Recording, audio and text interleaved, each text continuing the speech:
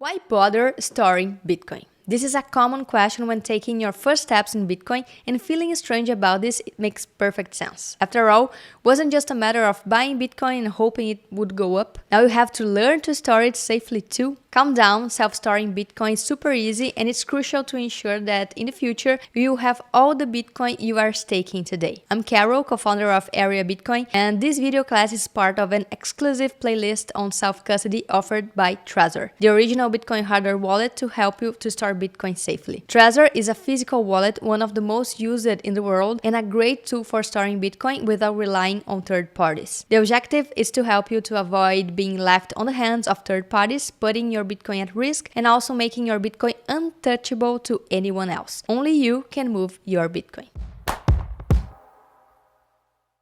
Bitcoin works differently than banks and the traditional financial system. The central idea behind Bitcoin is that it allows you to truly own your own money without depending on third parties. This is powerful stuff and the opposite of how most people keep their money in banks. In the traditional financial system, the money you have in your bank account is not exactly under your control. In practice, the bank takes care of it, which does so under the promise that your money will be safe with them. But history has proven that the money in the banks is not in the bank, it's not yours, and it's not real money at all. Shocking, right? This is because banks don't have their customers' money. If everyone who has a bank account decides to withdraw their own money, the bank will go bankrupt. They would not support bank runs movements. This is what happened in the banking crisis in 2023 in the USA, where banks collapsed when customers rushed to withdraw in fear of the bankruptcy of these intermediaries. Even Credit Suisse in Europe was affected by this event and had to be rescued by UBS. Otherwise,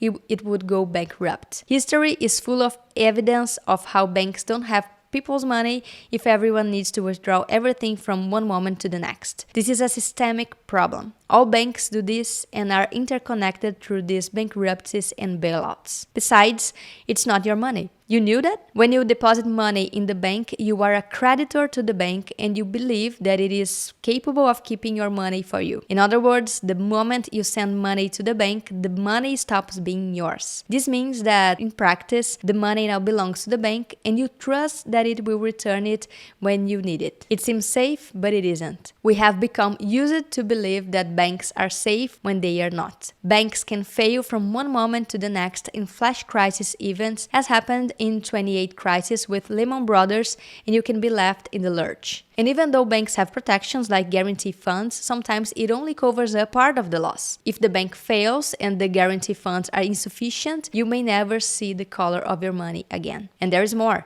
Whenever you need to withdraw a larger amount or make an important transaction, the bank can create difficulties. They ask thousands of questions, block transactions, or even impose limits on how much you can withdraw per day. And this happens because by keeping your money there, the bank has liquidity to use it as it sees fit.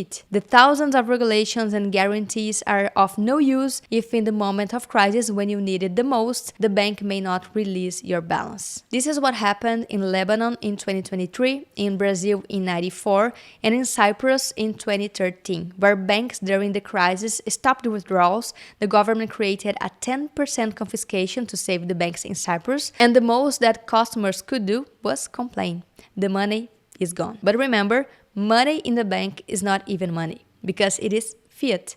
It's an ice cube. Central banks have eliminated the monetary properties of money because they can infinitely print and dilute the currency until there is no more value left. The piece of colored paper is just a promise of value in very short term, because in the long term, it is a guarantee that will have no value at all. The dollar has already lost 27% of its value, the euro has lost 30% of its value, the Brazilian real has lost 87% of its value in 30 years. The world is full of fiat currencies that are constantly melting in value. This is why the money in the banks is not in the banks, it's not yours, and it's not money at all. Bitcoin reverses all this gear and offers the possibility for each individual to have real money, which does not suffer from monetary inflation, which does not need intermediaries, which is verifiable by everyone and which no one can take away from you. Fiat money and even banks don't give you this possibility, and most people find it strange because they are not used to having true financial freedom,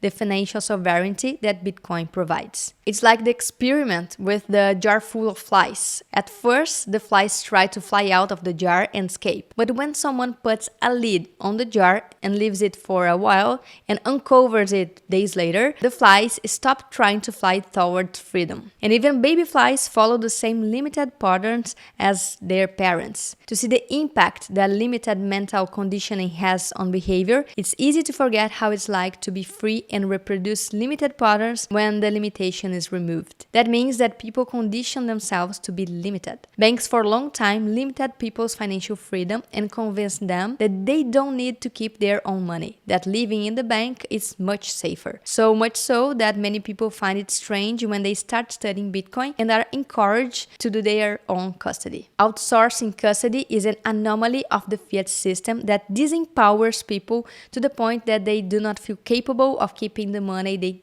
work at hours, days, years to earn. But Bitcoin changes this logic, and that is why it is so important to store your Bitcoin safely, because you are the only person responsible for it. Bitcoin is a bearer asset. Only those who have the keys that give access to Bitcoin can move the balance. This is great because you have complete freedom with your money and no one can confiscate your money from you. But it also brings responsibilities. In self-custody, there are no intermediaries like banks storing your Bitcoin for you. If you lose your keys, you lose access to your Bitcoin. Therefore, the way you store is essential to protect your Bitcoin and ensure that no one except you can touch your Bitcoin balance. With Bitcoin, for the first time in history, your money is untouchable to third parties. Only you can move your balance. This is why self-custody is the best way to store Bitcoin. When you do this, you eliminate the vulnerabilities of trusting third parties that can fail, either because they didn't take good care of their business or because they wanted to get their hands on other people's money. Through self-custody, you are solely responsible for your private keys, which means no one else has access to your money. There is no bank to fail, a government to seize, or brokerage to be hacked. True financial freedom is back in your hands. So why not use this superpower that Bitcoin offers, right? Bitcoiners always repeat the classic phrase, not your keys, not your coins. This is because exchanges and on-ramps emerged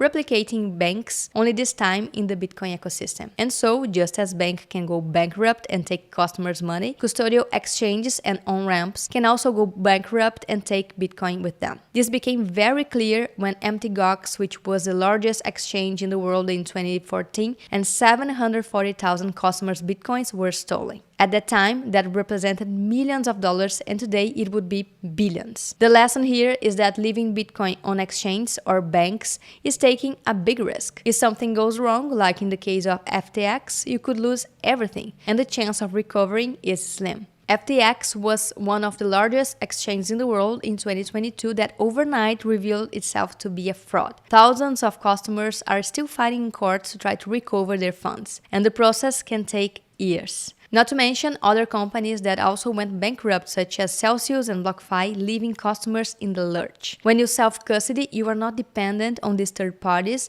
who may be frauds or simply inefficient. The last point on why self-custody is the best way to store Bitcoin is also because it protects you even in extreme scenarios. In situations of economic crisis, wars, or authoritarian regimes, having direct control over your Bitcoin can be the difference between being able to escape with your resources or losing everything. During the war between Ukraine and Russia, many bank accounts were frozen, but those who had Bitcoin safely stored were able to cross borders and take their money with them. There was even a case of a refugee who managed to travel to Poland with $2,000 in Bitcoin stored in a simple pen drive. If it weren't for Bitcoin self-custody, this war refugee would never have been able to take any value with him. At the end of the day, self-custody is about making sure you truly have your own money. This is the only way to ensure your Bitcoin are out of reach of bankruptcies, hacks, crises, or government confiscations. And in such an uncertain world, this is the best way to have certainty to protect your financial freedom. Nowadays,